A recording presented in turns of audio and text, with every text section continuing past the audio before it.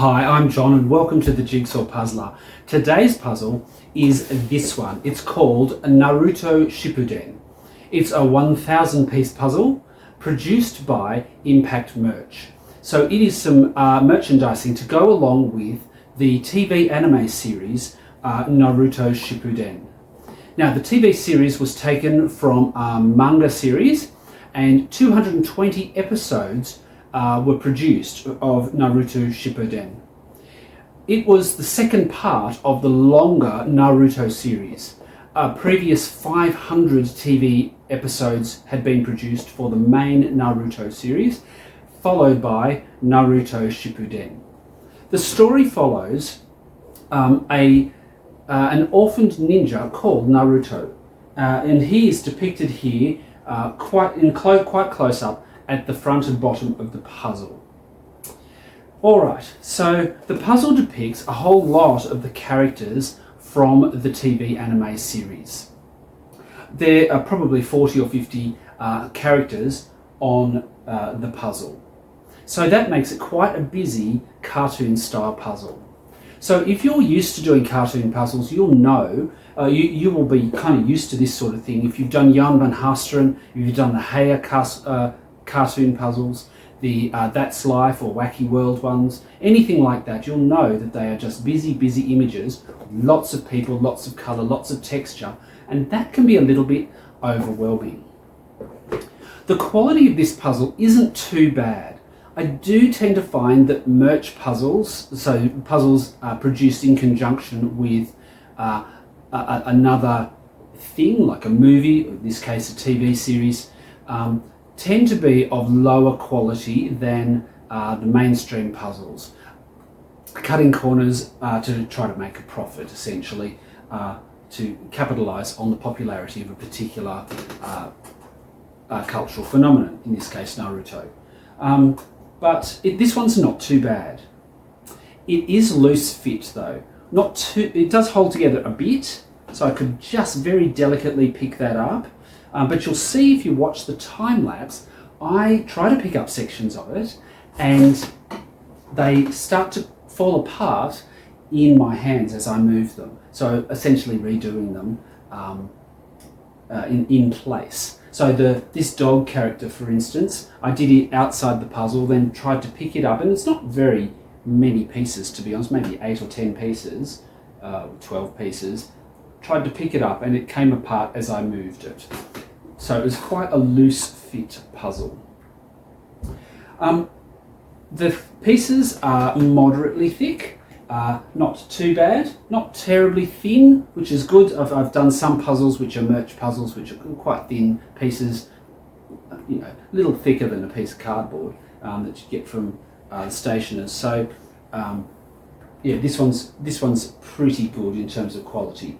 It has a slightly glossy finish, but not too bad in terms of the lighting and everything like that. So the puzzle, busy with people, busy with colours, textures and things like that. Just want to point out the background though. At the top we have a background of white and blue with sort of blue stripes. They're very abstract and not regular stripes, but they are a sort of a striped pattern up there, so very distinctive and quite easy to pull out of the sorting trays when I was initially doing a bit of sorting. And the bottom here is this almost sunset style, orangish brown through orange up into yellow, deep yellows in the background, and it's sort of graded rather like a sunset at the bottom. And they aren't too hard to identify in the sorting tray either. So how did I tackle this one? Well, I did pull out the edge pieces first, and I usually do that. And at the same time, I started to pull out a few other bits and pieces as well that I noticed. I find that doing a full flip allows me to see and get a sense of a whole lot of different textures and colours that are inside the box. So I pulled out the blue and white striped background at the top. I pulled out the yellow because it was quite a distinctive colour, some of which is on some of the characters' hairstyles themselves or clothing, but mostly the background. Naruto's bright green hair in the front here, very distinctive, and the only place that it's found. And the logo, the Naruto Shippuden logo, and the Japanese characters on this side, I pulled all of those sorts of things out at the very beginning and made separate piles. So my full flip took a little bit longer than usual. I did do the edge first, and this is where I discovered that there are some false fits in this puzzle.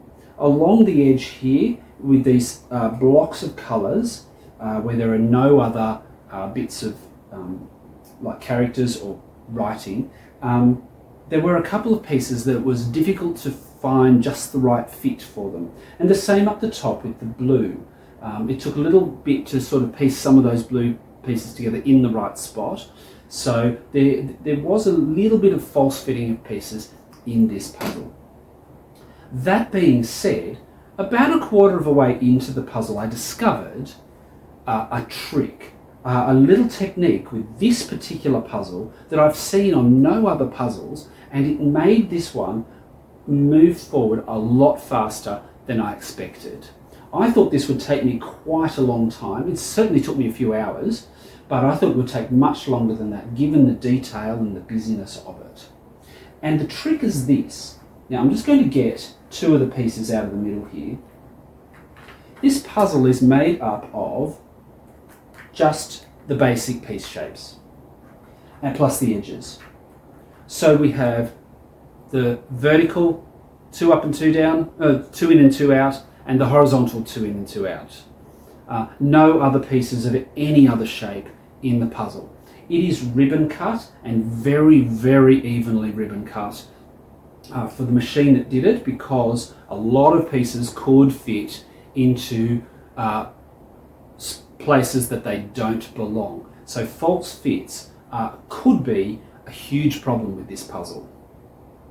I noticed though, with the pieces, that there are some of the pieces, like this one, where these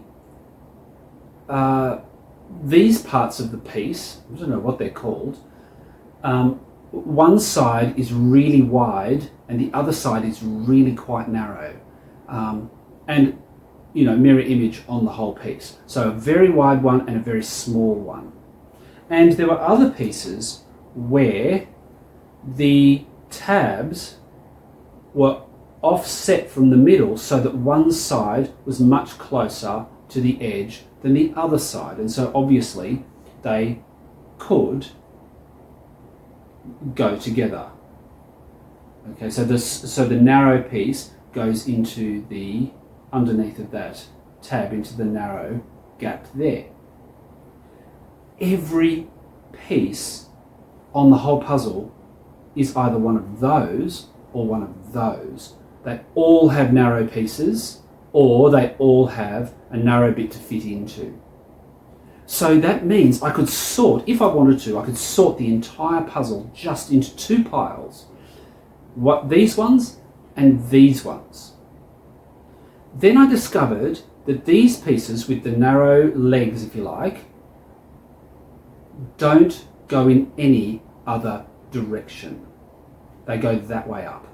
There are none that sit sideways, there are none that sit upside down, or the other side. They only go that way with the two narrow pieces at the bottom. So every piece that I found with the narrow legs at the bottom, I knew went vertically in that direction.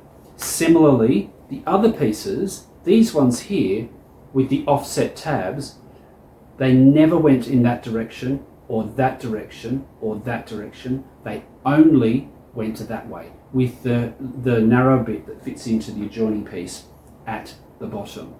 So even these two pieces, which have nothing on them other than a blank block of colour, I can tell that this is the way that they go. They go upright that way, not that way, or in any other combination of arrangements. So that makes it hugely simple to sort the pieces and figure out which way up they go. When you get blank or pieces like this with only a solid colour, some with ambiguous looking lines and textures and colours on them, you can just look at the piece shape and know which way up it went. And that was enormously helpful. really great. So part of the way through the puzzle, only about a quarter of the way through, I discovered this, and it made putting pieces in so much easier. So I did this puzzle by looking at blocks of colour. I did the logo, the Japanese writing, Naruto's hair and the blue section up there, and as I said, I sorted various other bits. I pulled out the yellow, and I did do the background at the bottom because they were very distinctive colours to pull out. Then I went colour by colour around the puzzle. I tried not to do the faces because the faces, you really had to sit there with the piece and kind of pick and place, look for the face and put it in the right spot. I thought I'd get as much of it done as I could without going for the faces, but going by colour or texture. For example, there are 1, 2, 3, 4 blocks of colour which are purple. So every shade of purple that I found I pulled out and I could form one of those areas. Then I moved on to orange. So there's some different shades of orange on the clothing and the hair of some of the characters. I went on to red. There are lots of red on this one, some in very small patches, some in quite large patches, different shades of red, some quite dark, some much lighter and more pink. But once you've got a pile of pieces of the one colour, you can pull together the ones that actually match and form that section and put them in. So doing them by colour made it enormously easy to get sections of the puzzle done at a time. I did pink. There are a very few sections, parts of the puzzle with pink on them. Apart from the background, there's hardly any blue on it, so you could pull the blue out and just put those together really easily. The most difficult part of the puzzle was the green in the middle. There are a lot of characters wearing green, and a lot of them wearing the same green jacket in the same style, but with slight colour variations. So I eventually pulled out the green. I thought it had to be tackled at some point, so I pulled out the green and did those, and that meant I was just left with quite dark colours like the dark charcoal greys, the dark browns, things which were a little bit indistinct and harder to tell where they belonged, and it left so few spaces that I could sort the pieces vertically and horizontally and just start filling in gaps, and that really accelerated the whole process. This was a really pleasurable puzzle to do. I thought it was going to be quite a lot more difficult than it turned out to be. So I would actually recommend this puzzle. I think it was a great deal of fun to do. I'm not sure that I'll do it a second time. I might pass it on to somebody else who would like to do it. So my puzzle partner, for example, she might like to do it. But yeah, I really enjoyed this one. It was just a fun image. I don't mind busy images and I don't mind cartoon puzzles. So automatically I found this one appealing. Now we are going to have a time lapse. So if you'd like to click like and subscribe, if you want to comment below, please leave a comment about anything to do with the videos really, about the puzzle. I've been really enjoying interacting with some of my viewers who are leaving really insightful comments, questions, and their experiences with similar puzzles that I have done or presented on the channel. So please do leave a comment below. Click like and subscribe. We're going to have the time lapse, and thank you for watching.